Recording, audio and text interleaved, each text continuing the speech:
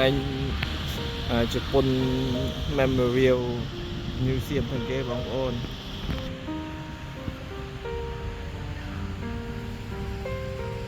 ឡើងកន្លែង Memorial ផងជប៉ុនកន្លែង Hiroshima កន្លែងគេធ្លាក់អាមេរិកធ្លាក់គាត់បែកវា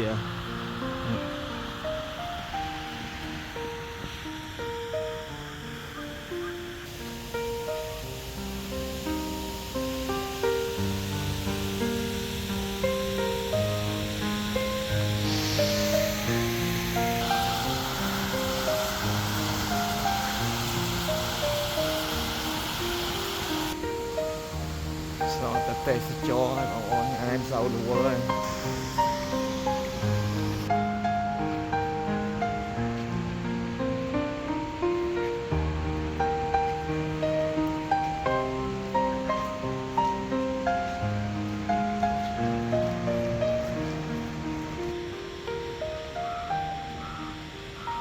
នោះកន្លែ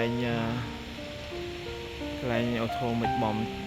គេទម្លាក់អូថូមិចបំកន្លែងហ្នឹងបងប្អូនកន្លែងគេធ្វើយើងគោរពបូជានឹងកន្លែងហ្នឹងហើ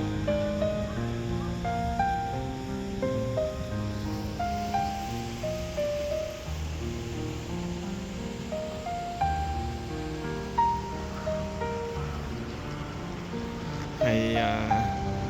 នេះគឺកន្លែង museum ផងគេកន្លែងតាំង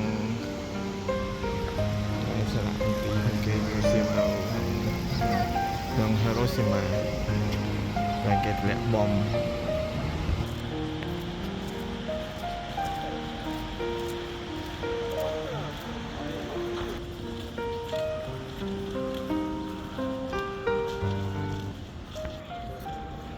អ្នកដែលមកនេះគឺមិនសូវមាន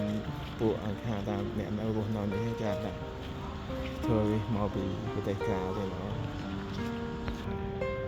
យើងចូលទៅមើលក្នុងនោះយើងពិតជាមានអារម្មណ៍ថាសំណោកស្ដោះអ្នកពួកឃើញទាំងអស់មកតាំងពីមុនទម្លាក់គ្រាប់បែកអង្គការទម្លាក់គ្រាប់បែកហើយនេះទេសភាពខាងក្រៅកន្លែងហ្នឹង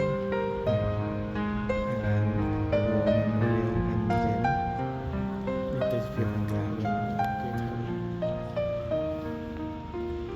ទីធ្លានេះធំមែនទេបងប្អូនដាក់